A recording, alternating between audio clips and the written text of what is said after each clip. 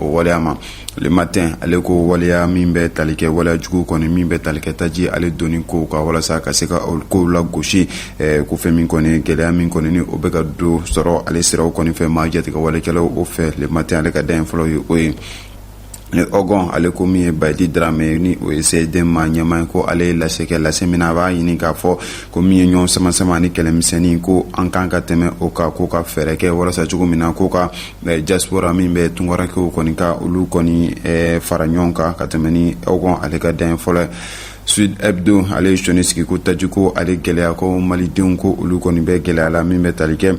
lakana ko ale gɛlɛyaw kɔni ka ko ani ka taa se min bɛ tali kɛ bɛn ani ka taa se kɛlɛya o sabatili o baaraw olu kɔni ma ko o waati kɔni o sera. Sud Hebdo ale ka dan fɔlɔ ye o ye. L'informateur ale ko min bɛ tali kɛ fɛn min bɛ don Mali dɔnɲɔ kɔni kun kibaru kan ko janjo ko kan ka fɔ inspecteur général Amadou Konate ko ale kɔni ye a bolonɔ kɔni bila fɛn min kɔni bɛ tali kɛ dɔnɲɔ kɔni ka a tɛmɛni na dɔnɲɔ olu ka ɲɛmayaso o kɔni kunna. Les Échos ale ko min bɛ tali kɛ Sumaila Jite la ko ni ale ma ɲɛma danka ye cakɛda min ɲɛsinen bɛ jago ale ko ɲɔgɔn ma ale ka lase ka ɲɛsin tajiko ale kun kibaru ma ko a yira k'a fɔ ko ni tajiko gɛlɛya kɔni ye o fɛn min bɛ tɛmɛ ko fɛn min kɔni don natɔ la ko taji kɔni ko ona sɔrɔ taji feereyɔrɔ la wa fana ko min bɛ tali kɛ o gɛlɛyaw la ko dɔnna bɔ olu la. L'indicateur de renouveau ale fana ye sɔnni sigi min bɛ tali kɛ tajiko ale gɛlɛya kun kibaru kan ko gouvernement min kɔni ko ale lasegɛ min bɛ tali kɛ ko taji la ko o kɔni na sɔrɔ don nataw la Bamakɔ ko kɛnɛ la ka bɛɛ bi yɛrɛ ma. Le pays ale fana ko Mali ko fɛn min kɔni bɛ tali kɛ ko a mankan bilen ko maa kan ɲininkali kɛ fasoden ɲumanya o ko kɔni na ko ka maaw kɔni jateminɛ bilen. Nouvel Horizon ale ko min ye tajiko gɛlɛya Bamako ko fɛn min kɔni ye ONAP ale maa ɲɛma dankan ani ka taa se DGCC ma ko olu kɔni ɲɛfɔli kɛ ka kɛ ni tajiko ale gɛlɛyaw olu kɔni ye. Olu de ye gafo ye minnu sɔrɔla ka bɛɛ bi ma Fanta Tomota n'u bɛ walawala nɛgɛ kanɲɛ 10 mana tɛmɛ ni miniti 15 ye. Bi araba Modibo Sanogo ani Isu Cravate olu de bɛna walawala Markuita an b'i fo ka sanga kungurunin di ma i k'i sɛgɛn lafiɲɛ bɔ. Alors Alexis Kalambiri labɛnnen don an bɛ kuma d'a ma a ma sɔn fɛn min ma a bɛ n'o ɲɛfɔ an ye.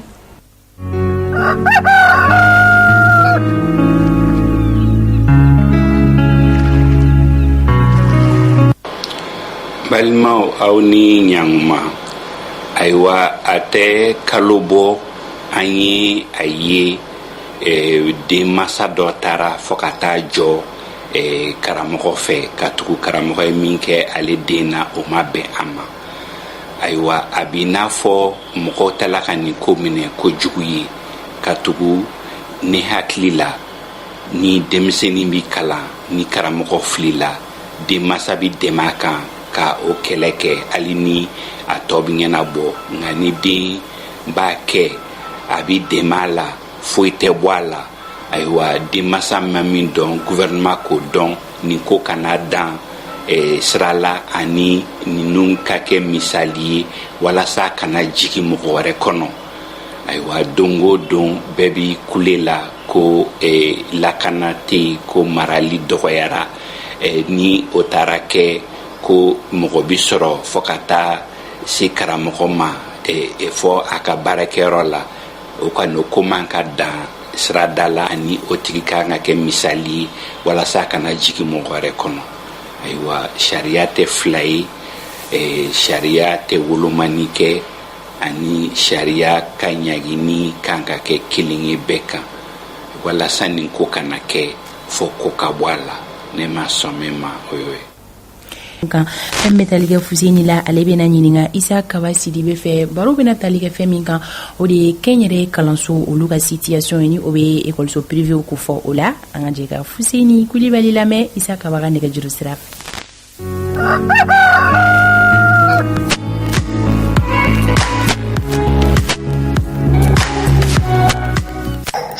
Fuseni Kulibali i ni sɔgɔma. Fuseni Kulibali san o san école ta la anw bɛ e wele ka sɔrɔ kɛ l'école privée n'o ye kɛnyɛrɛ ye écolesow ye olu ka jɛkulu o ɲɛmɔgɔ ye e ye. Maa minnu ni kɛnyɛrɛ ye écolesow b'u bolo. Ɲinan ta aw bɛ k'a dayɛlɛ lahalaya jumɛn kɔnɔ ko di gɛlɛya tɛ a la dɛ. Isakaba amanda me ma na flengo ubeila mine ba kolka koni ambe ka ke ko mi jamana nyamo ya la ka foto ko kolka ta on to ko le folo na ama ko kam na anya dale ni kele abadi kele bele ba oidme sabula na da musa ko no e école secondaire ni gonna me faire scolaire de mbosi ni passion alimentaire musa école donc ngoro ama de 2023 do bire kana se 23 24 ma 25 dama do kuma la folote salo école be bla wakati mi ngaw kungo ko doni sorola ok année scolaire 2023 2024 warde bira be tanga mudare be mo gore mo fa bay a wari mun sorola aka tamam bongo sebe mun sorola tetene te 20% bo sala 23 24 la bamba ko me fa bay iko ko oye etabe école de munum bla kana di aw mo kanga musaka mi saro lu ngoro o war ko kuma de be senake ma soro donc konna la école chama de be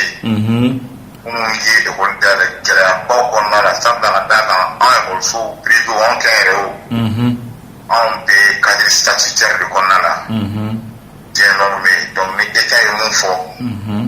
donc on be baraké état on fait un état partenaire on tombe partenaire du système éducatif donc na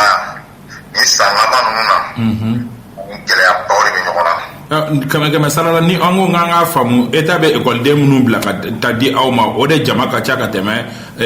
mo ko wero bu de um bla ka tali minge aw fe walma awo etabe munu bla ka parce que ni ata ala sa l'état garant donc ore kama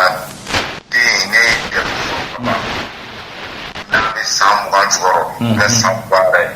donc so ba bla ka ta école so dola ore ba warsa mo musa ko sori kele no bara baibi elo ma je do ma bara ba o gele akre fe gele awara o bu gele awara mo be no ye fe o ye a o so donc gele a don be fere kam gele bu kan to di mo ni ka dam ne du mana da samra yoro do be no kele o buru o ko du ka se ka yoro la so semeti o jamana na to we alsa do kala ka jamana ko suma mina rabi o ana ko lokol metru chebe chugodi ne warate awkum lokol metru fene ni geleate do luga barala we ma je ba do luga barala profiter ka anteni fe ka ko kam go fu mun darama sankele sanfla o we ka baraka anye jula donc ame temo vraiment partenaire financier au fene fo antina mo to ko son night of ba de publicité ya de no kusire centre ni gestion de la kusire ya accompagner donc ngina tay mi to bina a era bon on ni nyamo yere amine no an so le ko aywa nyoro barabla ko nte boala pour le moment de pour le moment barabla vraiment fort quand université ka kuma na ma fuma me no ndala de la fuma ko assemblée générale tondo ne bo décider pour le moment amasser foué on le wole dada da fo jamana nyamo yo ko fle kala Portugal ko fle école privée là que waru be se ka so to mina on se ka parenke wa bonnala ni ngal laba aw jigibe année scolaire na suga men ka nyina an jigibe année scolaire en faisait normal ko ri kadambe parce que au kadambe muna kama abi timeli monso donc ami kimeli monso ko ri konnala ka sabi monso kala dinna famoso inshallah donc ni o ma se ka kenane scolaire apaisé normalement c'est ka so ala ka inshallah ka fa amina ya rabbi ambe an do farauta kan ala ka san kɛ san basigiden ba ye walasa denmisɛnninw ka kalan ɲuman sɔrɔ an b'i fo Fuseni san o san ka sɔn ka école lahalaya fɔ an ye école ta don. Merci beaucoup. Merci bien. Ka segin ka an ka maa welelen fo an b'a dɔn a ye faamuyali caman sɔrɔ a ka fɔtaw kɔnɔna la sanga 37 o dafara 8h kan président ka bataki an b'ale dayɛlɛ ka bɛn ni sisan wagati.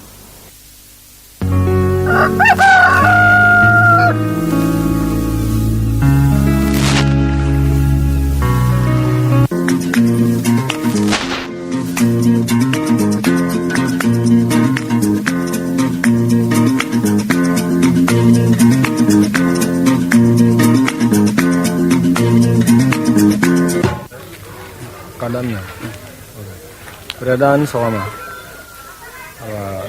ne tɔgɔ ye Fili Sisoko ye ne bɛ bɔ Sulun kama Sulun bɛ Kunjan commune de la a bɛ Bafulaben cercle de kɔnɔ ani Kunjan man jan kosɛbɛ quoi voilà mais président kɛrɛnkɛrɛnnenya la ne kɔni bɛ welewele kɔni bila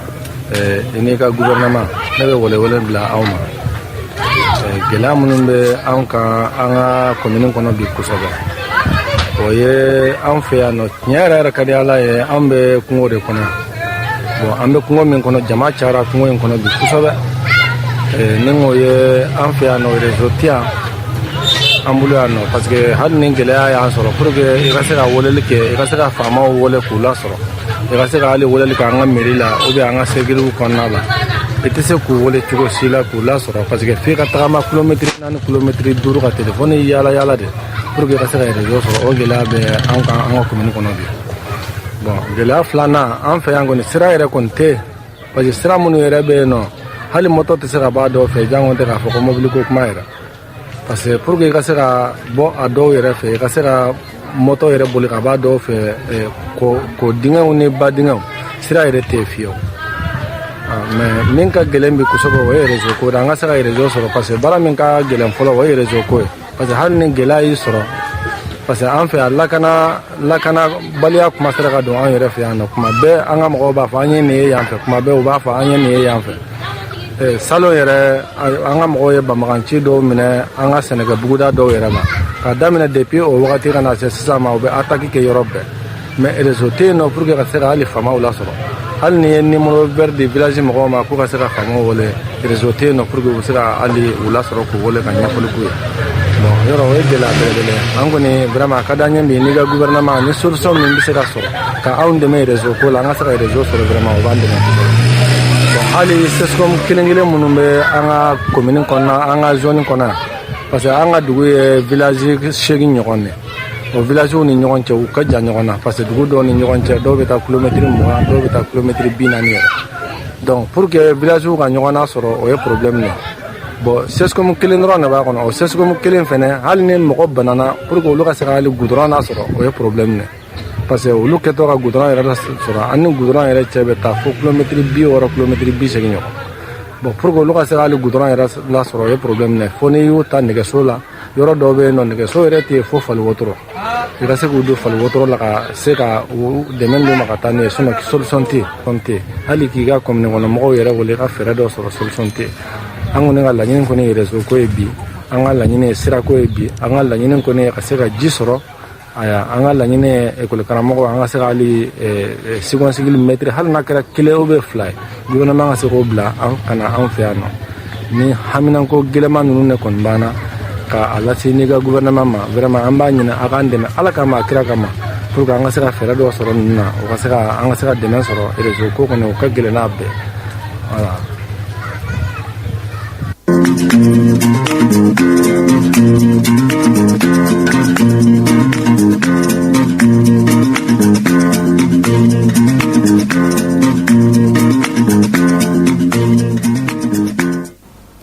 An bɛ dugawu kɛ sanga ni wagati ala ka haminankow bɛɛ lajɛlen ɲɛnabɔ ni tun ye ni maliden fɛnɛ haminanko ye Umaru Koyita alors Isa Kaba Sidibe labɛnnen don o la an bɛna walawalali kɛnɛ sigi.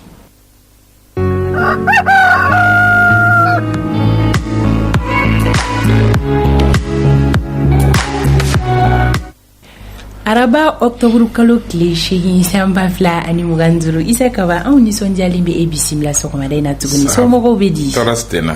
i yɛrɛ don Bɛ Ala tanu. ka foli di baro kolotigi ma k'a lamɛnbaga n'an filɛbaga kelen-kelenna bɛɛ lajɛlen fo minnu bɛ Mali kɔnɔ ani minnu bɛ Mali kɔ kan A diyara ni bɛɛ. u bɛ jamana kunnafoni sanuman sɔrɔ an fɛ Oui.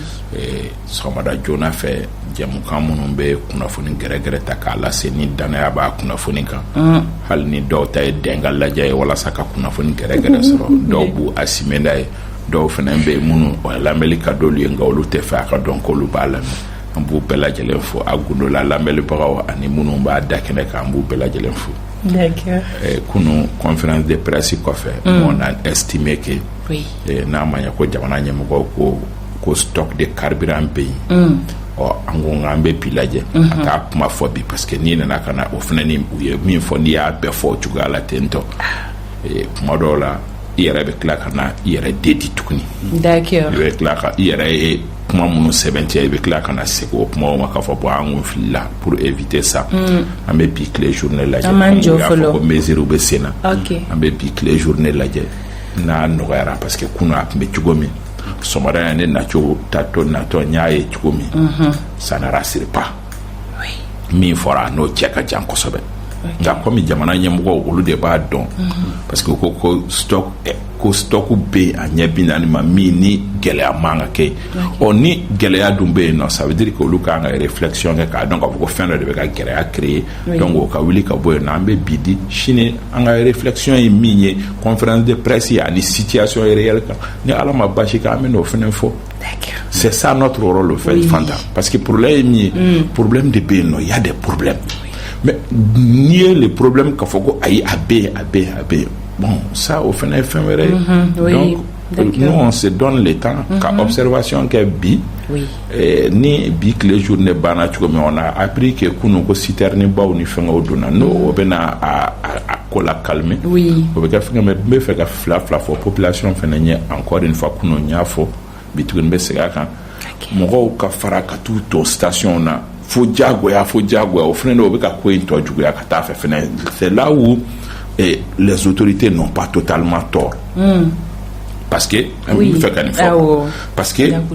mɔgɔw tɛ hakɛ min ta ka kɔrɔ ni bɛɛ ko f'i ka t'o hakɛ ta parce que panique bɛ yen nɔ demande bɛ bonya ni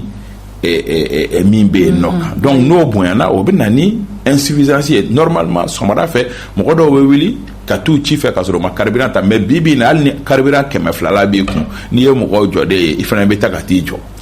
ka sɔrɔ e bɛ se ka t'i ka baarakɛyɔrɔ la fɔlɔ en attendant que urgence bɛ minnu bolo olu k'u ta e segintɔ ou bien n'i tilal'o la i bɛ station dɔ la i kɛrɛfɛ i bɛ dɔ ta mais mɔgɔw t'o risque ta bilen bɛɛ ko sɔgɔmada fɛ fo n ka rassurer n'a kɛra 1000 la n k'o kɛ n ka sɔrɔ ka taa en cas de cas donc ni an ye a lajɛ ɲɔgɔn fɛ o la o bɛ sɔn k'a nɔgɔya mais n ye min fɔ kunun n bɛ segin o fana kan il faut que force de l'ordre ka impliquer ko in na mɔgɔw bɛ ɲɔgɔn gosiw daminɛ na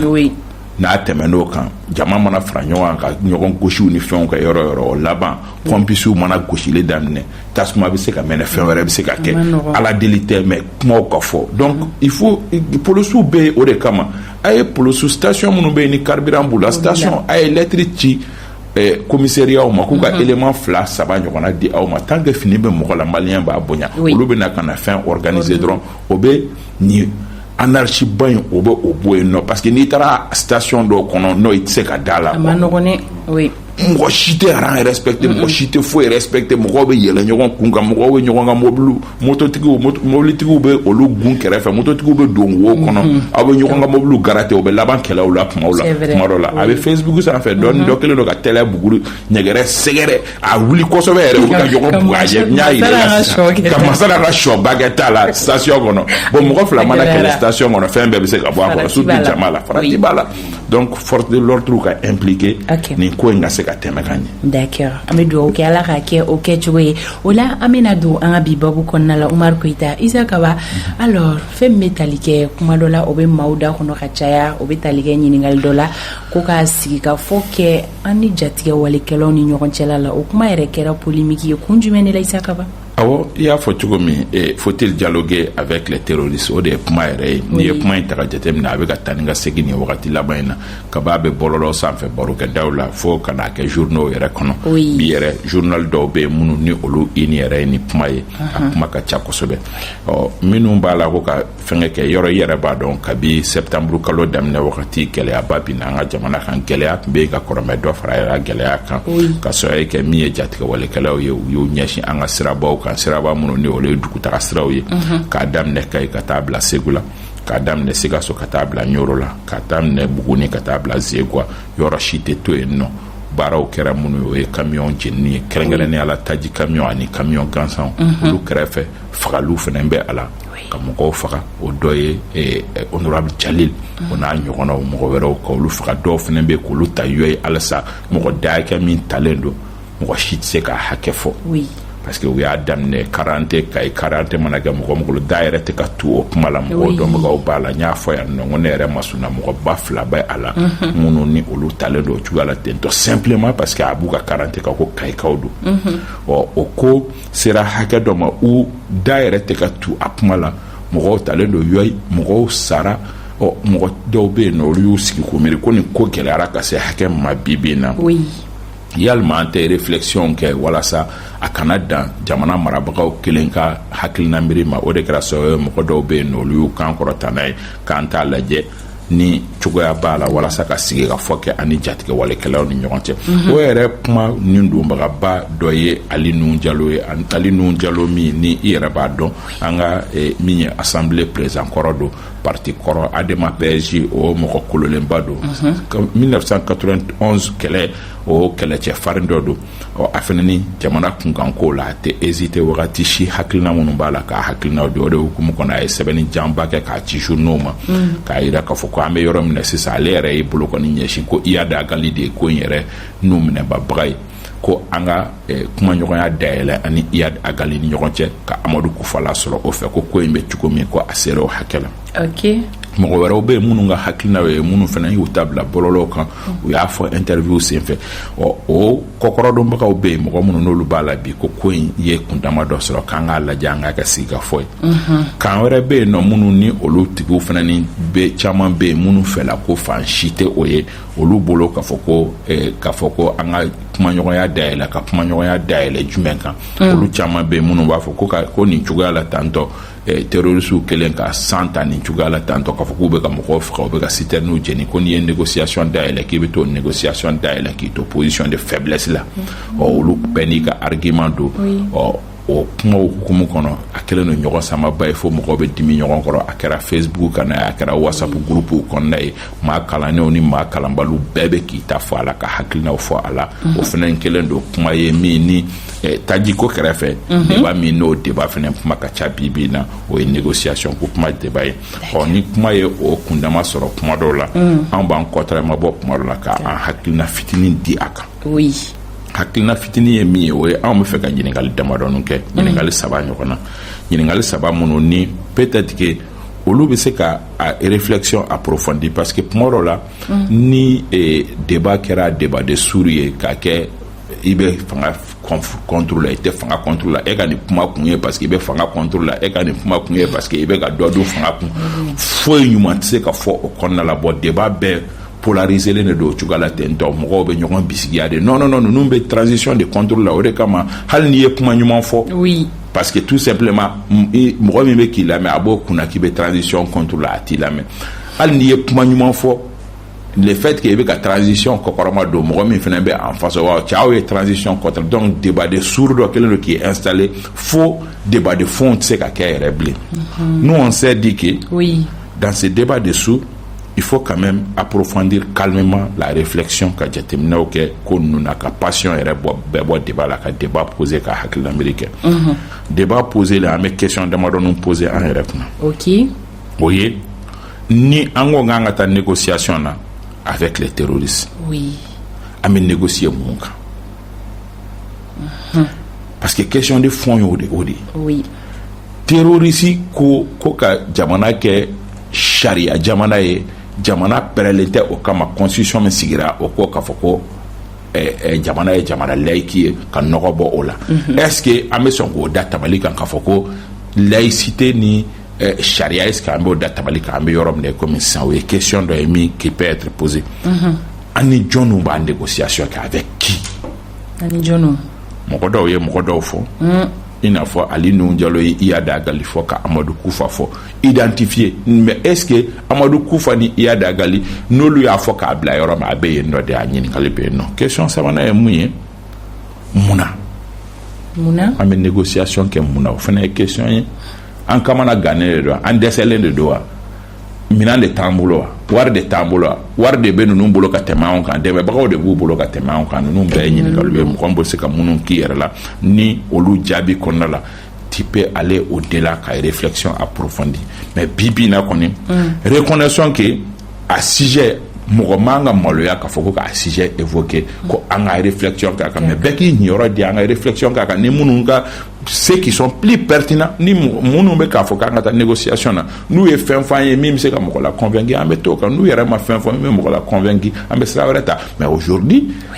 tiɲɛ ye min ye o ye k'a fɔ an kamana gannen don parce que essence ko ye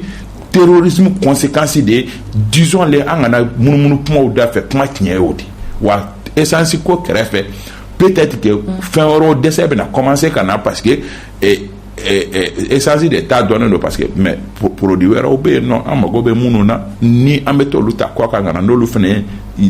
nali commencera ka dɔgɔya mɔgɔw ka malo juguru ni ɲɔ juguru b'u fɛ yen kana ɲinɛ k'a fɔ k'an ka malo 90% bɛ bɔ kɔ kan kana filɛ k'an ye malo sɛnɛ jamana ye o ye tiɲɛ de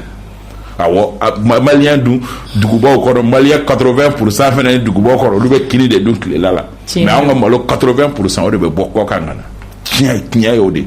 D'accord. Omar Keita. D'accord, Issa Kaba, ni négociation in kuma ta k'a lajɛ nin taara siɲɛ fɔlɔ kan an y'a ka fɔ sigafɔ caman yɛrɛ kɛra kɛrɛnkɛrɛnnen n'o ye dialogue national ko fɔ ka taa se lajɛ wɛrɛw ma olu bɛɛ lajɛlen conclusion na recommandation.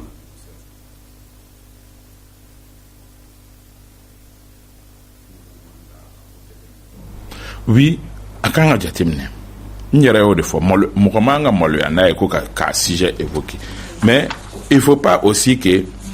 a fɔ dama ten tɔ ko parce que ko jamanaden dɔ ko k'an ka négocier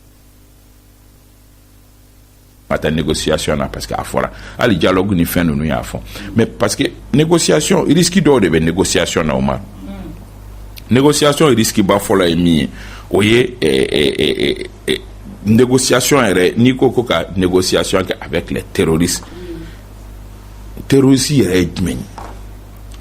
mɔgɔ min bɛ terreur sɛmɛ jatigɛ walekɛla ni attaché tɛ a la principe tɛ a la objectif tɛ a la fo ka terreur sɛmɛ terroriste y'o de soit an b'u qualificatif falen ka o bɔ terroriste la k'u kɛ diinɛ kɛlɛkɛlaw ye c'est là où fo ni an ye tɔgɔ kura di u ma ka objectif kura d'u ma awɔ u bɛ diinɛ kɛlɛ de la o y'o légitimer et là aussi il y a un problème est-ce que diinɛ ko problème bɛ anw fɛ yan nɔ ni diinɛ ko problème tɛ yen comment se fait-il que on va négocier avec des gens minnu b'a la k'olu bɛna ni diinɛ ye anw fɛ yen k'a sɔrɔ diinɛ bɛ anw fɛ yen nɔ a bɛ san ba caman bɔ o ye réflexion dɔ ye réflexion filanan ye min ye c'est aussi de légitimer leur crime o ye k'a fɔ k'a fɔ ko aw ye min kɛ tiɲɛ b'aw bolo a ye na an ka kuma parce que mɔgɔ ni mɔgɔ de bɛ kuma min ala ni tiɲɛ ka surun dɔɔnin o fana ye problème ye encore n'an n'u négociera garantie jumɛn bɛ anw bolo k'a fɔ ko négociation kɔnɔna la supposons que n bɛ hakilina miiri de kɛ supposons que an bɛn'a kan aw bɛ marifa bila aw bɛ mɔgɔ attaquer dabila Kayi sira ni Segu siraw kan dans ce cas anw fana b'aw ka jatigɛ walekɛla dɔw bila an bɛ nin bila aw ka mɔgɔ minnu dɔw b'an bolo an b'olu bila an b'a kɛ tan jatigɛ walekɛla kɛlen k'a ka o mɔgɔ bila pour combien de temps a bɛ marifa ci dabila ɲininkali bɛ yen jatigɛ walekɛla bɛ marifa ci dabila pour combien de temps kalo 2 wa kalo 3 wa kalo 4 wa aw ye bɛnkan min signé jatigɛ walekɛla ka bɛnkan ye mun bɛnkan na suguya i y'a dɔn a gali bɛ se ka bɛnkan dɔ bolonɔ bila bi sini Amadu Kufa n'a ka mɔgɔw b'a fɔ k'u t'a la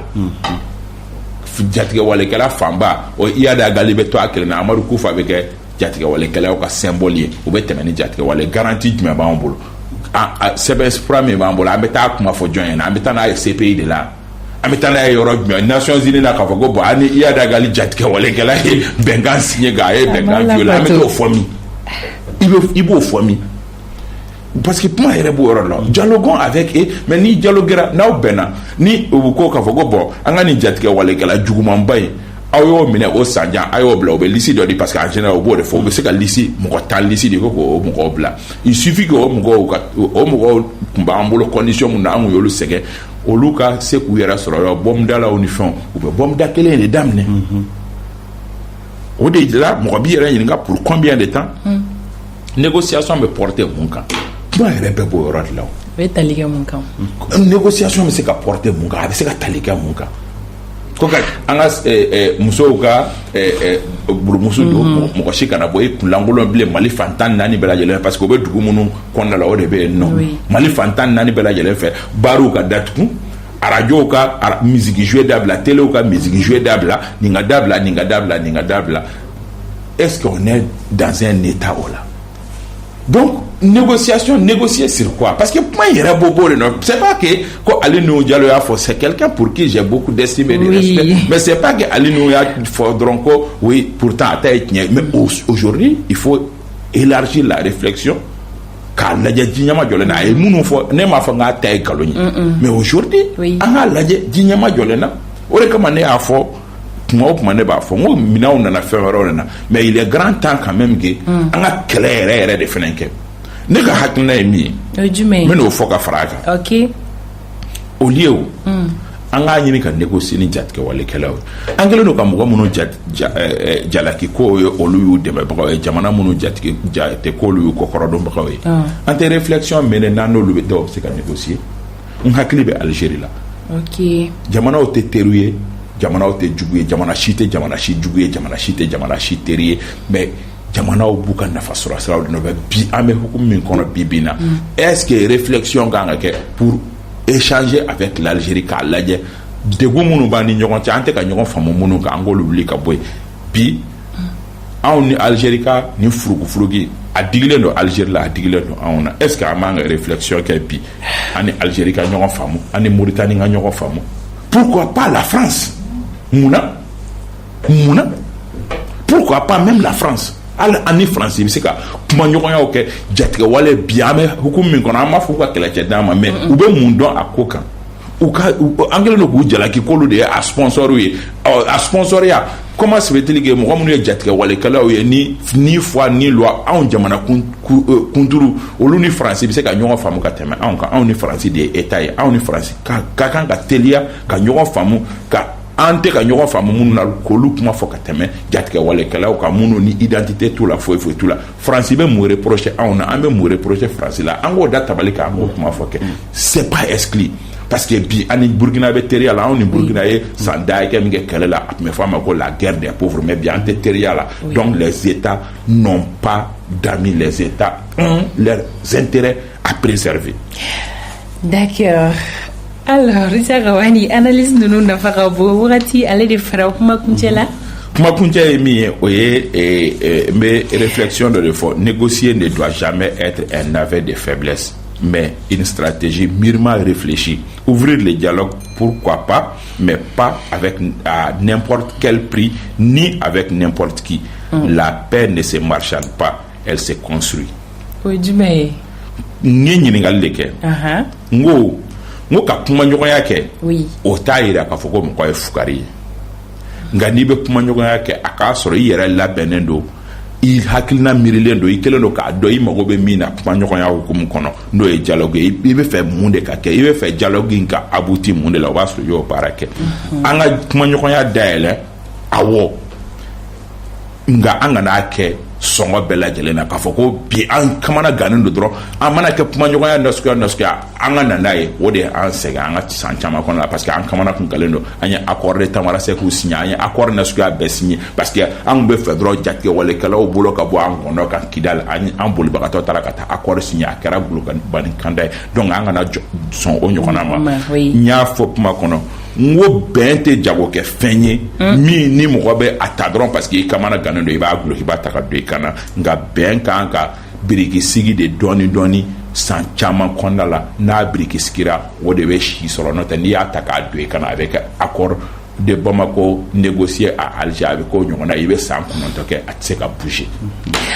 An bɛ faamuyali ko ɲuman ɲini kanubagaw fɛ ko sɔrɔ ni kunnafoniya ninnu na Isa Kaba voilà analyse ninnu a nafa ka bon kosɛbɛ wagati ale fara kosɛbɛ. An bɛ foliba di ka taa sinikaw ma ani an terikɛ Sini an bɛ foliba d'a ma Moribo Nimaka ani sinikaw bɛɛ lajɛlen k'a ni ce a ka waleya ɲumanw na ka ɲɛsin fasodenw ma ni kamana ganko y'u sɔrɔ kuma o kuma an b'a fɔ kosɛbɛ. An b'a fɔ k'a ni ce a yɛrɛ ye Umaru Keyita. Panta tonta ma foli la Isa Kaba ta kan bakuruba foli la ka kanubaa bɛɛ fo. A jara bɛɛ lajɛlen ye ka foli kuncɛ ni an yɛrɛ ka musokɔrɔba ye Fanta Kamara wala Boubacar Jaraba dale ka musokɔrɔba do jɛmukan in ka d'a ye kosɛbɛ ka foli kɛ bakuruba ye ka di kanubaga bɛɛ lajɛlen ma lajɛbaga fara lamɛnbaga kan wagati korona kosɛbɛ bi an bɛ aw bila yan nɔ k'an ka nɛgɛ karafetigiw fo Awa Tafili Ture ale bɛ réalisation na Fuseni Dawu bolo bɛ nɛgɛw karafe la